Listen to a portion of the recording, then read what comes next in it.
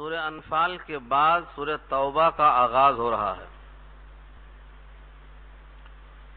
یہ سورت مدنی ہے، یعنی ہجرت کے بعد نازل ہونے والی سورتوں میں ہے۔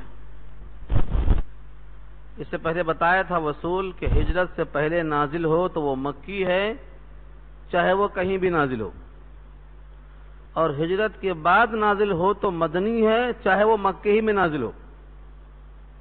یہ اصول ہے مفسرین کے نزدیک۔ سب سے آخری سورت جس کو نازل کیا گیا ہے اس برات ہے۔ غزوہ تبوک سن 9 ہجری سے آپس جب لوٹ رہے تھے، اس وقت کے بارے میں مفسرین کی رائے یہ ہے کہ اس سورت کا نزول ہوا ہے۔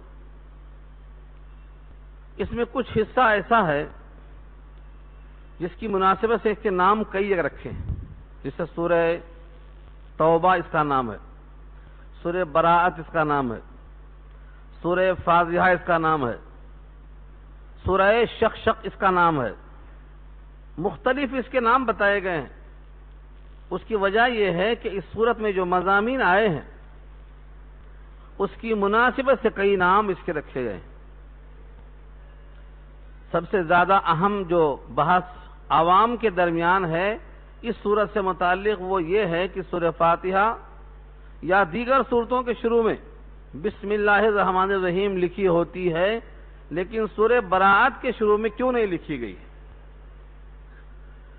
اس پر جو عوام کے درمیان مشہور ہے، حضرت علی کرم اللہ وجہہ سے منقول ہے، ابن کثیر نقل کرتے ہیں انس کے حوالے سے، فرماتے ہیں کہ اس سورت کا آغاز براءت سے ہوا ہے، اور براءت کے معنی بیزاری، یعنی اللہ نے براءت کا اعلان کر دیا ہے کہ میرا تم سے کی، تو جب تک ان کی مدت ختم نہ ہو جائے تب تک ان سے ہمارا معاہدہ باقی ہے، اور جن سے ہمارا کوئی معاہدہ ہی نہیں ہوا تھا، اور چوتھے وہ جو وہاں رہتے ہی نہیں، ان دونوں کے واسطے بھی اعلان ہے کہ 4 مہینہ جہاں چاہیں آئیں اور جائیں، رہیں اور کھائیں، 4 مہینے کے بعد ان کا تعاقب کیا جائے گا۔ اعلان ہو گیا۔ یہ اعلان کیسے کرایا گیا؟ نبی صلی اللہ علیہ وسلم تو حج پر تشریف نہیں لے گئے، آپ کا حج تو 10 ہجری میں ہوا، اور یہ اعلان جو ہو رہا ہے 10 ہجری کا نہیں ہے، یہ 7 ہجری کا اعلان ہے۔ 7ویں ہجری میں ہی انہوں نے بدعہدی کی تھی، اور 8 ہجری میں مکہ فتح ہوتا ہے۔ اس طریقے سے اعلان کر دیا ہے ابو بکر صدیق رضی اللہ تعالی عنہ نے۔ اس زمانے کا دستور معلوم ہوا کہ جب تک خاندان کا آدمی نہ ہو اس کے اعلان کی حیثیت کم ہو جاتی تھی، تو حضرت علی کو بھیجا حضور نے کہ تم ساتھ جاؤ، تم اعلان کرو کہ تم میرے خاندان کے آدمی ہیں۔ اعلان فرمایا آپ نے، یہاں پر ان دونوں کا اعلان موجود ہے، اور آگے پھر ایک موقع دیا، سوچ لو، سمجھ لو، فَإِن تُبْتُمْ فَهُوَ خَيْرٌ لَكُمْ، اگر تم نے توبہ کر لی اب بھی تو تمہارے حق میں توبہ کرنا بہتر ہے۔ اسلام نے کبھی بھی کسی کا راستہ نہیں بند کر دیا کہ تم جاؤ جہنم میں تمہارا کچھ بھی ہو جائے، نہیں، ہمدردی کا تقاضا ہے کہ جن سے معاہدہ ختم بھی ہو گیا، جنہوں نے بدعہدی بھی کر دی، ان کے ساتھ بھی خیرخواہی کرتے چلے جاؤ۔ اب بھی اگر تم توبہ کر لو تو سابقہ غداری کو ہم معاف کرنے کو تیار ہیں۔ فَإِن تُبْتُمْ، اگر تم توبہ کر لو، یعنی شرک سے بیزار ہو جاؤ، اللہ کے ایک ہونے کا اقرار کر لو، فَهُوَ خَيْرٌ لَكُمْ، تو یہ توبہ کرنا تمہارے حق میں بہتر ہے، کیونکہ تمہارا جان مال یہاں محفوظ، تمہارا ٹھکانہ یہاں پر مطلوب، اور جنت میں تمہارا مقام حاصل ہو جائے گا، تمہارے حق میں یہ بہتر ہے۔ وَإِن تَوَلَّيْتُمْ، اور اگر تم نے پیٹھ پلٹا لیا، تم نے ہمارے خیرخواہی کو بزدلی سمجھا، فَاعْلَمُوا، تو اچھی طرح جان لو، أَنَّكُمْ غَيْرُ مُعْجِزِ اللَّهِ، بے شک تم اللہ کو نہ تھکا سکنے والے ہو، تم اللہ کو عاجز کر سکنے والے نہیں ہو۔ وَبَشِّرِ الَّذِينَ كَفَرُوا بِعَذَابٍ أَلِيمٍ، اور بشارت دے دو ان کو جنہوں نے کفر کیا ہے المناک عذاب کی۔ عذاب المناک، علیم سے المناک ہے، دردناک جس کو ہم اردو میں بولتے ہیں۔ سوال یہ ہے، بشر کہتے ہیں بشارت کو، خوشخبری کو، یہ تو عذاب ہے، اور عذاب اس قابل نہیں ہے کہ بشارت دی جائے۔ فرمایا یہ طنز ہے کہ تم بڑے خوش ہو مسلمانوں سے غداری کر کے، تمہارے لیے خوشخبری ایسی ہی آ سکتی ہے کہ تم نے تو اپنے عمل ثابت کر دیا ہے کہ تم مکار ہو، عیار ہو، غدار ہو، تمہارے واسطے بشارت کا حقدار کوئی اور نہیں ہے۔ الا الذین عاہدتم، ہاں مگر وہ لوگ جن سے تمہارا معاہدہ ہے۔ دیکھو ہمارا اصول کیا ہوتا ہے، جب کسی قوم سے دشمنی ہوتی ہے تو اس کے اچھے برے سب آدمی کو ہم بولتے ہیں پوری قوم خراب ہے، پوری قوم بزدلی ہے۔ لیکن قرآن کریم نے یہاں ہمیں سبق دیا ہے کہ کسی قوم کی دشمنی اتنا غالب نہ آ جائے کہ تم بروں کو برا تو کہتے ہی ہو، اچھوں کو بھی برا کہہ دو، یہ اچھا نہیں ہے۔ جو اس میں اچھے ہیں ان کو اچھائی کے ساتھ یاد کرو، جنہوں نے تم سے معاہدہ کیا اور معاہدے کو نہیں توڑا، معاہدے پر قائم ہیں، ان کو تو اچھا کہو۔ یہ ان کا استثناء کیا ہے، یعنی عین حالت جنگ میں جبکہ براءت کا اعلان ہے، عداوت کے اظہار کا اعلان ہے، جن افراد نے اخلاق کا مظاہرہ کیا، جیسے بنی مدلج ہیں، بنی زمرہ ہیں، بنی کنانہ کی شاخیں ہیں، تو ان کی تعریف کیا قرآن نے، یعنی جب اچھی بات سامنے آئے تو اچھائی کا اعتراف کرنا چاہیے۔ الا الذین عاہدتم من المشرکین، مگر وہ لوگ جنہوں نے تم سے یا جن سے تم نے معاہدہ کر لیا ہے مشرکین میں سے، ثم لم ينقصوکم شیئا، پھر انہوں نے اپنے معاہدے میں کوئی کوتاہی نہیں کی، نہ بدعہدی کی، نہ خلاف ورزی کی، نہ جس سے تمہارا محالفہ تھا اس کے خلاف غداری کی۔ لم ينقصوکم شیئا، کچھ بھی کوتاہی نہیں کی۔ نقص کے معنی کمی کے آتے ہیں۔ لم ينقصوکم، تم سے کچھ نقص نہیں کیا۔ ولم يظاہروا علیکم، اور تمہارے خلاف مظاہرہ نہیں کیا۔ ولم يظاہروا علیکم احدا، اور تمہارے خلاف کسی کا کوئی تعاون نہیں کیا، کوئی مدد نہیں کیا۔ فَأَتِمُّوا إِلَيْهِمْ عَهْدَهُمْ إِلَى مُدَّتِهِمْ، تو تم بھی ان کی طرف پورا کرو ان کا عہد ان کے مدت تک۔ یہ مدت ان کی کب تک ہوگی؟ 4 مہینہ تو اشہر حرم ہیں، ان کی مدت 10 مہینہ 9 مہینہ تقریباً چلنے والی ہے، تو ان کو 9 مہینے کا ٹائم، بقیہ کو 4 مہینے کا ٹائم، اور جن سے کوئی معاہدہ نہیں ہوا ہے ان سے بھی اسی مہینے کے تقدس کی بنا پر ٹائم دیا گیا۔ ان اللہ یحب المتقین، بے شک اللہ پسند کرتے ہیں متقیوں کو، یعنی دشمن سے بھی براعت کے باوجود جو معاہدے کا احترام کرتے ہیں یہ تقوی کی بنیاد پر ہے، اور ایسے متقیوں کو اللہ پسند کرتے ہیں۔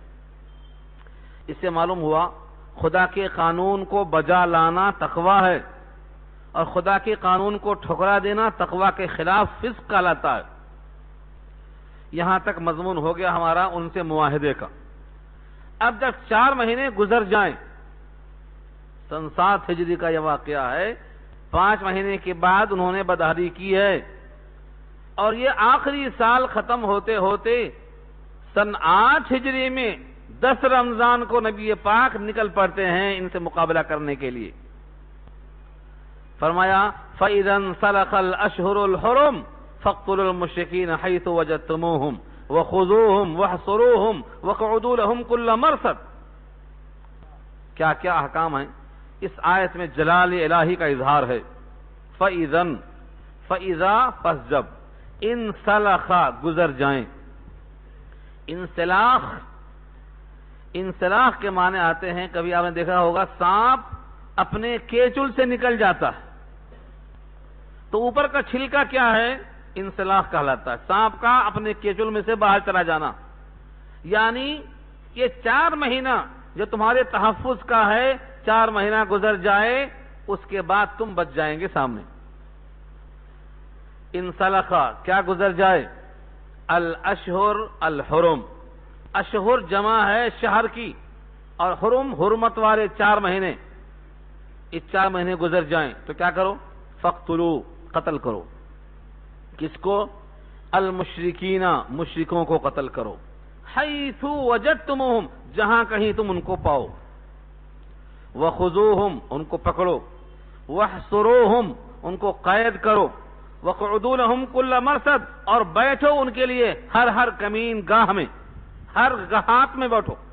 مرصد کے معنی آتے ہیں دشمن کے طاق میں بیٹھنے کی جگہ میں بیٹھنا، کمین گاہ جس کو بولتے، گھات لگا کر بیٹھنا جس کو بولتے، کل مرصد جہاں جہاں بھی موقع ملے بیٹھو۔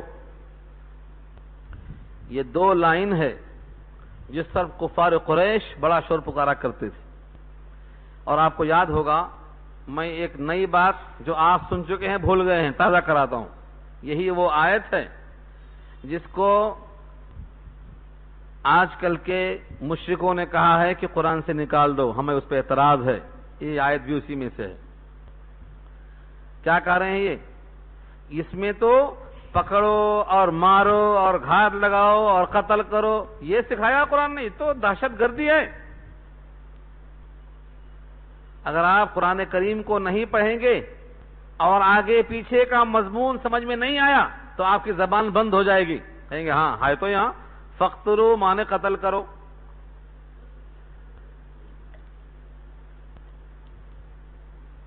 قتل کرو بھی ہے، خذوہم پکڑو بھی ہے، واحصروہم قید کرو بھی ہے، وقعدوا لہم کل مرصد گھات میں بیٹھ کر مارو بھی ہے، سب ہے۔ کہتے ہیں قرآن دہشت پسندی نہیں چاہتا، یہ تو موجود ہے۔ اگر ایک آیت دکھائی جائے گی اوپر نہیں نیچے نہیں تو آپ کیا جواب دیں گے؟ اس لیے ہم ادباً گزارش کرتے ہیں ساری کتابوں سے پہلے ایک بار پورا قرآن پڑھ لو، ساری کتابوں سے پہلے ایک بار سرسری ہی صحیح۔ اب تو عذر باقی نہیں رہے گا، قرآن عربی میں تھا، عذر تھا پہلے، عربی نہیں آتی، اب تو اردو میں آ گیا، تیلگو میں آ گیا، ہندی میں آ گیا، انگریزی میں آ گیا، اب کیا عذر ہے؟ فرصت نہیں ملتی، فرصت تو کبھی نہیں ملتی، اس لیے ایک مرتبہ پڑھ لو۔ تو کیا جواب دیں گے آپ اس کا؟ پس منظر دیکھو، ہم نے یہ کہا ہے کہ جن سے ہمارا معاہدہ ہوا تھا انہوں نے معاہدے کی خلاف ورزی کی، انہوں نے بدعہدی کی، اس لیے ان کے ساتھ اعلان کیا گیا ہے۔ دیکھو ان کے ساتھ دوسرے لوگ جنہوں نے معاہدے کی خلاف ورزی نہیں کی، ہم نے بھی ان سے کہا آپ کی مدت معاہدہ تک معاہدہ باقی ہے، ہم آپ کے لیے بے ضرر ہیں، ہم آپ کو نقصان نہیں پہنچائیں گے کیونکہ آپ نے بدعہدی نہیں کی ہے۔ جو دوستی کرنا چاہتا ہے ہم دوستی کو نبھاتے ہیں، اور یہ اپنے تحفظ کے لیے ہم نے کہا کوئی محفوظ مقام ڈھونڈ لو، ہمارا گھر خالی کر دو، کیونکہ یہ بیت اللہ ہے، اللہ کا گھر، یہاں اللہ کا قانون چلے گا، یہاں اللہ کے بندے رہیں گے، وفادار کو موقع یہاں ہے، غدار کو موقع نہیں ہے۔ تم بھی اگر توبہ کر لو، تم بھی اگر توبہ کر لو اور تم بھی اللہ کے ساتھ سر تسلیم خم کر دو، آ جاؤ، ویلکم، ہمارے ساتھ تم بھی رہو۔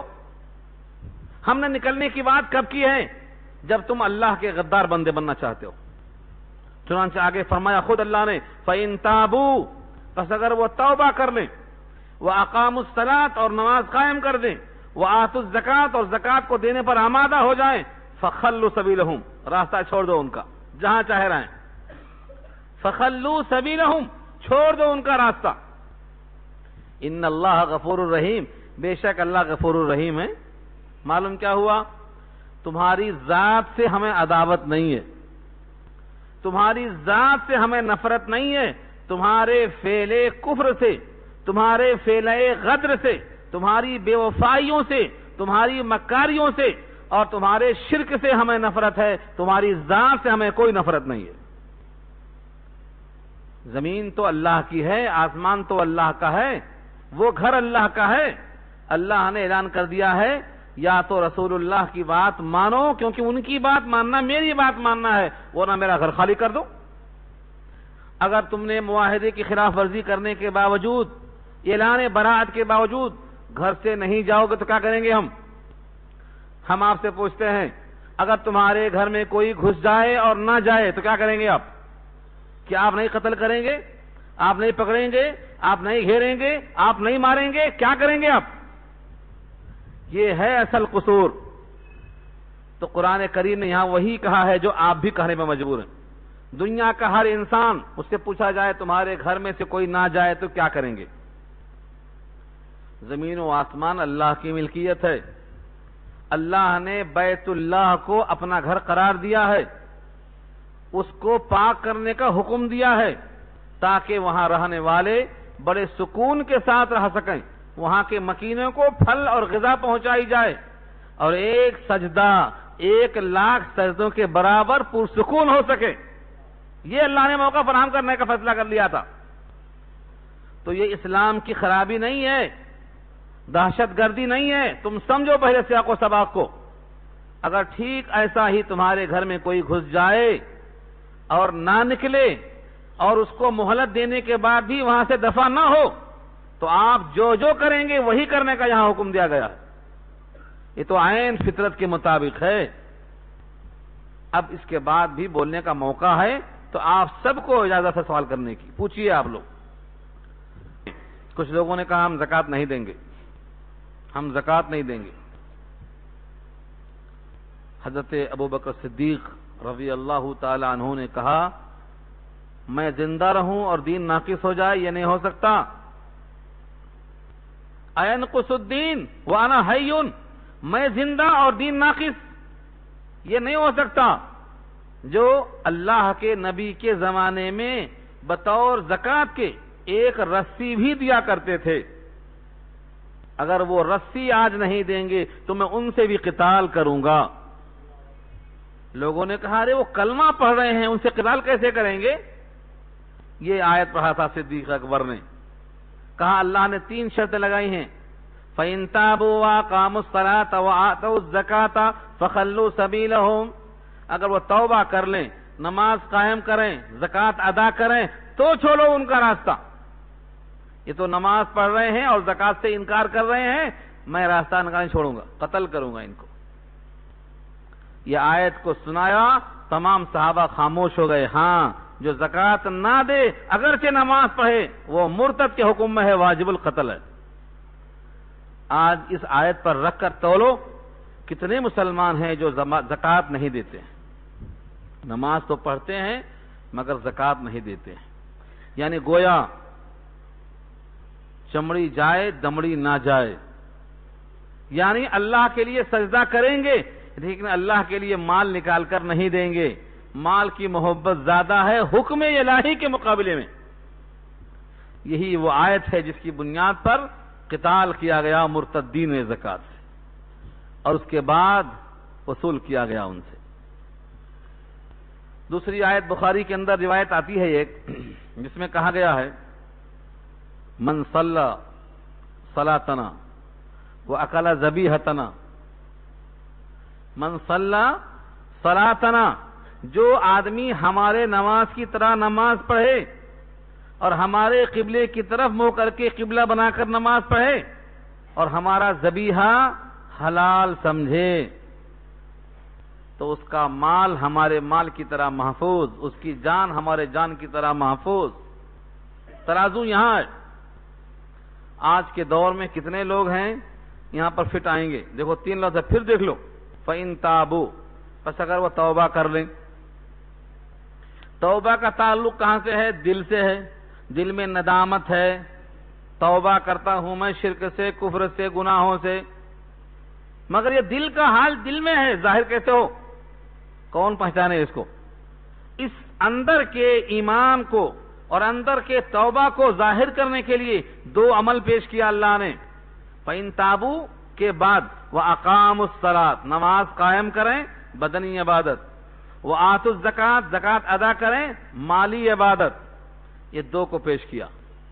گویا دل میں ایمان ہے، دل میں توبہ ہے تو اس کا مظاہرہ ان سے ہوگا، نماز اور زکوٰۃ سے. آج ہم میں سے 50% لوگ ایسے ہیں نہ نماز ہے نہ زکوٰۃ ہے. نہ نماز ہے نہ زکوٰۃ ہے. جن کی زکوٰۃ نہیں ہے صدیق اکبر ان سے قتال کریں گے، اور جس کی نماز بھی نہیں ہے زکوٰۃ بھی نہیں ہے وہ اپنے توبہ کا اظہار کیسے کریں گے؟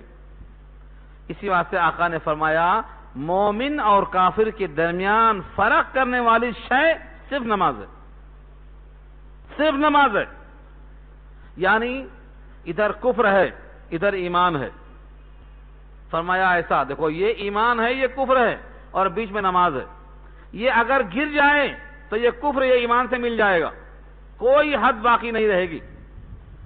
اس لیے نماز اولاً تو ہم پڑھتے نہیں، اور جتنے لوگ پڑھتے ہیں وہ ماشاءاللہ کیسے پڑھتے ہیں، کبھی توجہ کرو اس کی طرف۔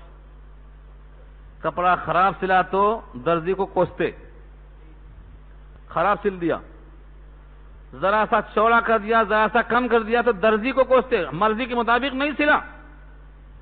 رب کریم کے سامنے کھڑے ہو کر اس کی نماز کا تیاں پانچا ہم کر دیتے ہیں تو وہاں خوشی ہوگی؟ حدیث میں آتا ہے نمازوں کو منہ پر پھینک دیا جائے گا، تیری نماز تو رکھ لے۔ جیسے درزی کے پاس کپڑا پھینک کے آتے نا، میاں اچھا نہیں چلے رکھ لے، تو ہی کپڑا بھی رکھ لے۔ تو اگر نماز کا یہ حال ہوا تو منہ پہ مار دی جائے گی۔ تو جو پڑھتے ہیں ان کی نماز کا یہ حال ہے، جو نہیں پڑھتے ہیں ان کے واسطے حکم یہ ہے۔ اور جو نماز میں زکوٰۃ میں فرق کر کے الگ الگ سمجھتے ہیں، نماز پڑھتے رہیں گے زکوٰۃ نہیں دیتے رہیں گے، یہ سمجھتے ہیں کہ زکوٰۃ دیں گے تو مال کم ہو جائے گا۔ 100 روپے ہے، اس میں سے 2.5 روپیہ کم ہو جائے گا، 2.5% دینا ہے نا، تو 100 میں سے 2.5 روپیہ کم ہو جائے گا، پورے مال میں سے ہزاروں کم ہو جائے گا۔ یہ کبھی نہیں سوچتے ہیں کہ یہ مال لے کر ہم پیدا نہیں ہوئے تھے، ہم مٹھی بند کر کے پیدا ہوئے تھے، اللہ نے اپنے فضل و کرم سے عطا فرمایا۔ اور جب جائیں گے تو صرف کفن ڈالا جائے گا، بقیہ کچھ بھی نہیں جائے گا، سب چھوڑ کے جائیں گے۔ جس اللہ نے سب کچھ دیا ہے اس اللہ کے نام پر، اللہ کی مخلوق پر، وہ بھی اپنے ہی بھائی بہنوں کو دینا ہے، کسی اور کو نہیں دینا ہے۔ کم سے کم اس خوشی کا اظہار تو کرو کہ اللہ نے ہمیں دینے والا بنایا اور ان کو لینے والا بنایا۔ اگر وہ چاہتا تو منظر بدل دیتا، قادر ہے وہ، قیوم ہے وہ۔ تو کم سے کم شکر کا اظہار تو ہونا چاہیے کہ اللہ نے ہمیں دینے والا بنایا ہے۔ اگر وہ بنا دے لینے والا تو کیا کریں گے ہم، کیا کر سکیں گے؟ تو یہ 3 چیزیں کسوٹی ہیں امت کے لیے، ان تینوں کی کوتاہی برداشت نہیں ہوگی اللہ کی نظر میں۔ فَإِن تَابُوا وَأَقَامُوا الصَّلَاةَ وَآتَوُا الزَّكَاةَ فَخَلُّوا سَبِيلَهُمْ، اگر وہ توبہ کر لیں تو ان سے کہہ دو تم سے تمہاری ذات سے ہمیں کوئی عداوت نہیں، تمہاری توبہ کے بعد یہ 2 عمل ظاہر کرو، نماز کا قیام اور زکوٰۃ کا ادا کرنا۔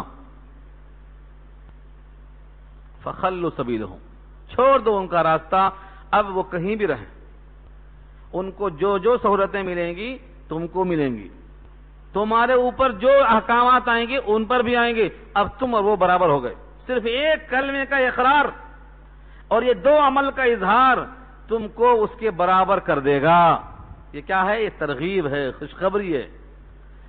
بلکہ پلس پوائنٹ ان کے واسطے یہ بھی ہے، ہمارے ایمان کے بعد سے جتنے گناہ ہیں وہ محفوظ ہیں، نیکیوں کے ساتھ تولے جائیں گے۔ لیکن جو توبہ کر کے اسلام میں آ رہا ہے اس کی صرف نیکیاں باقی رہیں گی، گناہ پورے ختم۔ کتنا بڑا فیصلہ ہے یہ! اگر کوئی 70 سال کا ہے، کوئی 80 سال کا ہے، اب تک جو اس نے کچھ کیا ہے، اچھائیاں برائیاں دونوں کی ہیں، کلمہ پڑھتے ہی جیسے ہی وہ اسلام میں داخل ہوگا اس کے 80 سال کے سارے گناہ ریکارڈ سے حذف کر دیے جائیں گے، صرف نیکیاں لکھی جائیں گی۔ جو نیکیاں کرتا آیا ہے بے ایمان ہو کر، اب ایمان کے بعد رد نہیں ہوں گی، وہ اعلی حال ہی باقی رہیں گی، بلکہ قابل ہو جائیں گی، کارآمد ہو جائیں گی، اب تولنے کے لائق بن جائیں گی۔ اگر یہی ایمان نہ لاتا تو اللہ کی ترازو میں وہ تولنے کے لائق نہیں تھی، نکمی پہیا تھی، پھینک دی جاتی۔ صرف کلمے کی بنیاد پر وہ تمام اعمال تولنے کے لائق بن گئے، وزندار بن گئے۔ تو کتنا ترغیب دیا اللہ نے، کن کو ترغیب دیا؟ ایسے مشرکوں سے جن کا اخراج ہوتا ہے، جن کا بائیکاٹ ہوتا ہے، جن کو بے گھر کیا جاتا ہے، ان کو بھی ترغیب ہے، تم توبہ کر کے 2 عمل کر لو، تمہارے لیے وہی دروازہ کھلا ہے جو ان وفاداروں کے واسطے کھلا ہے جو شروع سے اسلام میں آ گئے۔ ان اللہ غفور الرحیم، بے شک اللہ مغفرت والے، رحم والے ہیں، اب تک کے سارے گناہ کی مغفرت کر دیں گے اور ساری نیکیوں کو باقی رکھیں گے۔ نیکیوں کو باقی رکھنا رحیم کا تقاضا ہے، گناہوں کو مٹا دینا غفور کا تقاضا ہے۔ صفتیں ظاہر کی اللہ نے. اللہ کی کوئی صفت کسی آیت کے بعد جب آتی ہے تو یہی سبب بنتا ہے اس کے واسطے. مغفرت، غفور کا تقاضا کیا ہے؟ سابقہ تمام گناہ مٹ جائیں. غفرہ کے معنی ڈھانپنا، ریکارڈ میں آنے کے بعد بھی وہ آپ دبا دیے جائیں گے، تولے نہیں جائیں گے. کتنی خوشخبری ہے ان انسانوں کے لیے جو کلمہ پڑھ کر اسلام میں آ جائیں، اور جو مسلمان اپنے ایمان کو تجدید کرتے رہتے ہیں، تازہ کرتے رہتے ہیں. جددوا ایمانکم بقول لا الہ الا اللہ، اپنے ایمان کو تازہ کر لیا کرو لا الہ الا اللہ کے ذریعے سے، تازہ کیا کرو. کوئی معبود نہیں سوائے اللہ کے، اس کا اظہار کیا کرو. یہاں تک مضمون تھا. اب آگے فرمایا کہ دیکھو مشرکوں کی مدت ختم ہو گئی. جس کا معاہدہ تھا 9 مہینہ پورا ہو گیا. جس کا 4 مہینے کا تھا 4 مہینہ پورا ہو گیا. اشہر حرم چلے گئے. اب اگر کوئی کافر کہتا ہے کہ مجھے 1 دن 2 دن 4 دن کی ذرا پناہ دے دو، میں ذرا جاننا چاہتا ہوں اسلام ہے کیا. کوئی کافر پناہ مانگتا ہے، کاروبار کے لیے نہیں، ہاں کاروبار کے واسطے نہیں، بزنس کے واسطے نہیں، بلکہ میں جاننا چاہتا ہوں کہ آخر اسلام ہے کیا. تو تم اس کو مدت گزر جانے کے باوجود پناہ دو اور اس کو کلام اللہ سننے کا موقع دو. اور پھر ابھی اصرار نہ کرو کہ ابھی کلمہ پڑھ لے، سن چکا نا آیت ابھی پڑھ، نہیں. اس کو اس کے مقام تک پہنچا دو جہاں جاتا ہے، جہاں اس کے واسطے جائے امن محسوس ہو، امن کے مقام تک پہنچا دو تاکہ وہ سوچ لے، سمجھ لے، دباؤ میں نہیں، اپنے شعور میں جذب کر لے ایمان کو، پھر قبول ہونے کا اظہار کرے. اللہ نے یہ بھی موقع دیا ہے. کیا یہ ہے؟ یہ رحیم اور کریم کا اظہار ہے. یہ دہشت نہیں ہے، یہ اس کے لیے خیر ہے کہ اس کو سناؤ. کیا سناؤ؟ یہ بھی غور کرو، یہ آیت بہت اہم ہے آپ کے لیے. کیوں اہم ہے؟ کیونکہ یہ ذریعہ ہے کسی کو اللہ کا کلام پہنچانے کا. ہم کیا کرتے؟ جب کسی کافر کو اسلام کی دعوت دیتے ہیں تو قرآن نہیں سناتے، کچھ اور سناتے. یہاں قرآن نے کیا کہا دیکھ لو آپ، کرشن یہاں سے کر لو. وَإِنْ أَحَدٌ مِّنَ الْمُشْرِكِينَ، اور اگر مشرکوں میں سے کوئی ایک استجارک آپ سے پناہ چاہے. الف سین تے باب استفعال سے ہے، طلب کرنا، اور جار کے معنی پناہ، جار کے معنی پناہ. اگر آپ سے کوئی پناہ چاہتا ہے، مشرکوں میں سے کوئی ایک، تخصیص نہیں کیا، فَأَجِرْهُ، تو اس کو پناہ دے دو. اجر امر ہے، فَأَجِرْهُ، اس کو پناہ دے دو. کب تک دے دو؟ 1 سال 2 سال 3 سال نہیں، حتیٰ، یہ لمٹ ہے، حتیٰ یسمع کلام اللہ، یہاں تک کہ وہ سن لے اللہ کا کلام. اس سے معلوم یہ ہوا اسلام کی تبلیغ کلام اللہ سے ہونا چاہیے. یہ نہیں ہو رہی ہے. سن لو کان کھول کے، اس آیت کے تھرو بول رہا ہوں. جب تک کلام اللہ نہ سنائیں اس کے دل میں انقلاب نہیں آئے گا. کلام اللہ سے اس کا کرہ پگھلتا ہے. آج امت کا انتشار اسی واسطے ہے کہ ہم کلام اللہ کو چھوڑ کر رکھ دیے گھروں میں. کہتے ہیں یہ مشکل ہے، یہ سمجھ میں نہیں آ سکتی، اس کے واسطے اتنا کورس کرنا پڑتا. دنیا میں پیدا کیوں کیے گئے ہیں؟ آپ صرف کھانے پہننے سونے کے واسطے پیدا کیے گئے ہیں؟ دنیا میں آنے کا مقصد کیا ہے؟ جنت مقصد ہے تو اللہ تعالیٰ قادر تھے ماں کے پیٹ سے سیدھا منتقل کرتے جنت میں. نہ دنیا کا پیٹ نہ خبر کا پیٹ یہاں لائے کیوں؟ امتحان کی جگہ ہے. انہی مشقتوں میں، انہی کلفتوں میں، انہی پریشانیوں میں، بیوی کے تقاضے الگ، بچوں کے تقاضے الگ، دوستوں کے تقاضے الگ، اللہ کا تقاضا سب پہ بھاری. اسی تقاضے میں سارے کام کریں گے ہم. بچوں کی خواہش نہیں پوری کریں گے، کرتے ہیں. بیوی کی خواہش کرتے ہیں پوری، بھائی کی کرتے ہیں، ماموں کی کرتے ہیں، سب کی خواہشیں پوری کرتے ہیں. لیکن جس نے وجود بخشا ہے اس کی خواہش یہ ہے کہ تم کلام اللہ کو سنو اور سناؤ. یہ خواہشیں نہیں پوری کر سکتے ہم. تو کب تک؟ اس کو پناہ دیا جائے حتی یسمع کلام اللہ، یہاں تک کہ وہ سنے اللہ کا کلام۔ اس سے معلوم ہوا کسی بھی کافر کے دل میں انقلاب لانے کے لیے سب سے عظیم کلمہ کلمۃ اللہ ہے، جس کا مجموعہ کلام اللہ ہے۔ کلام اللہ سے دل کی صفائی ہوتی ہے اور کفر پگھل کر نکل جاتا ہے آنکھوں کے راستے سے۔ اللہ کے نبی نے کلام اللہ کو ہی پیش کیا، صحابہ کرام نے کلام اللہ کو ہی پیش کیا۔ کسی صحابی نے کسی کافر پر کلام اللہ سے ہٹ کر کوئی کتاب نہیں پیش کیا زندگی بھر میں۔ اس کا مطلب یہ ہوا کہ ذریعہ تبلیغ کلام اللہ ہونا چاہیے۔ یہی اللہ نے کہا سورہ مائدہ 6 پارہ آیت نمبر 67، کیا کہا؟ یا ایھا الرسول بلغ ما انزل، اے اللہ کے رسول پہنچا دو جو نازل کیا گیا۔ یہاں بھی وہی کہا گیا ہے حتی یسمع کلام اللہ، جب تک کلام اللہ نہ سن لے تب تک اس کے دل میں انقلاب نہیں آ سکتا، اس کو موقع دو۔ ثم، پھر سن لیا، تقاضا مت کرو ابھی اسلام میں آ جا۔ ثم، پھر ابلغہ مأمنہ، پہنچا دو اس کو اس کے جائے امن پر، جہاں اس کو جانا ہے، جہاں ٹھکانا ہے۔ راستے میں چھیڑو مت، طنز نہ کرو، اعتراض نہ کرو، دباؤ مت، پریشر نہیں، اس کو اس کے مقام تک پہنچا دو۔ اور یہاں جو حکم ہے نبی نے ویسا ہی کیا ہے۔ کئی واقعات بخاری میں ملتے ہیں آپ کو۔ یہ قصہ بہت طویل ہے، کہیں پڑھ لینا پھر سے۔ ثمامہ بن اسال کا، ثمامہ بن اسال یمامہ کا بہت بڑا پیسے والا آدمی تھا، گرفتار ہو کے لایا گیا، مسجد نبی میں باندھ دیا گیا۔ ہر نماز کو دیکھتا کیا ہو رہا ہے، لوگ آ رہے ہیں، ناک منہ صاف کر رہے ہیں، سجدہ کر رہے ہیں، قیام کر رہے ہیں، آ رہے ہیں جا رہے ہیں، 1 دن 2 دن وہ بدھے ہوئے دیکھ رہے ہیں سب کے احوال کو۔ حضور آ کر ہر نماز میں پوچھتے اسامہ کیا حال ہے، کیا شروع کروں؟ اسامہ کہتے اگر آپ چھوڑ دیں گے، احسان کریں گے تو احسان کریں گے بڑے عظیم آدمی پر، بدلہ چکا کے رہے گا یہ۔ ہاں، اور اگر آپ قتل کر دیں گے تو یہ خون رائے گا نہیں جائے گا۔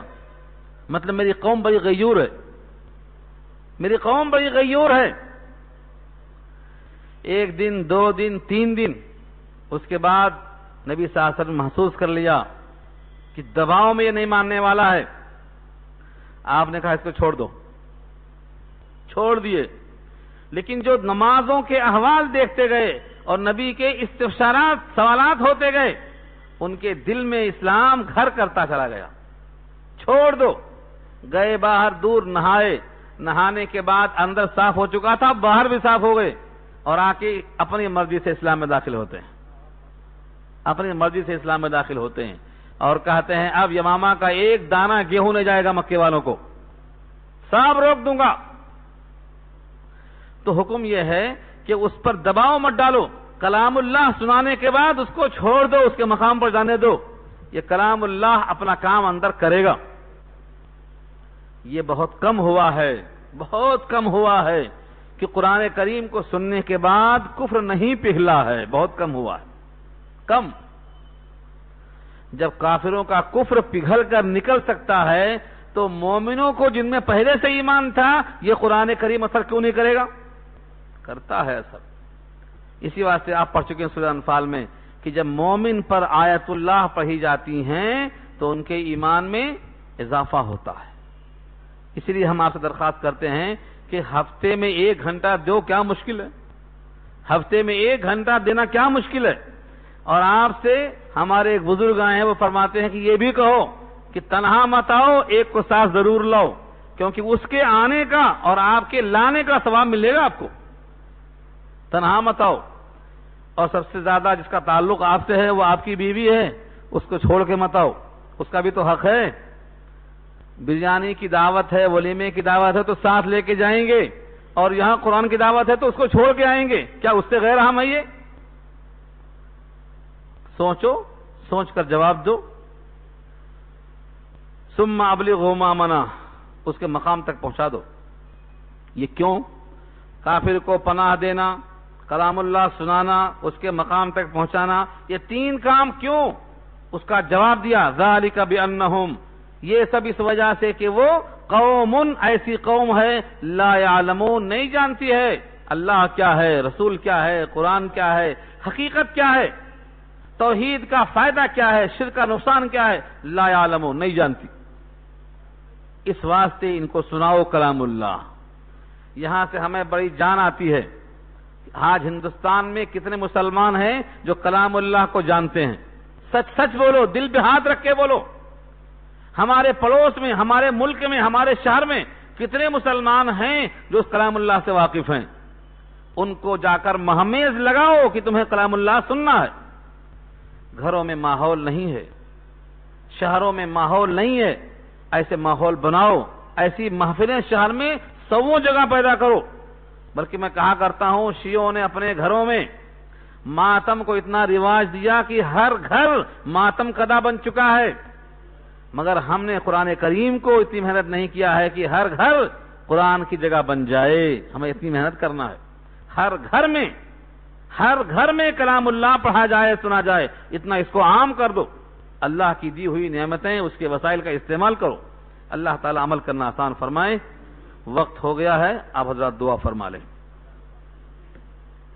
الحمدللہ رب العالمین، الصلاۃ والسلام علی سید المرسلین، یا حی یا قیوم برحمتک نستغیث، یا ربی لک الحمد کما ینبغی بجلال وجہک العظیم، اللہم لا احصی ثناء علیک انت کما اثنیت علی نفسک، اللہم لا مانع لما اعطیت ولا معطی لما منعت ولا ينفع ذا الجد منک الجد، اللہم انا نسألک علما نافعا ورزقا واسعا وشفاء من كل داء، اللہم انا نعوذ بک من الشقاق والنفاق وسوء الاخلاق، رب ارحمهما كما ربياني صغيرا، اللهم آتی نفسی تقواها انت وليها ومولاها۔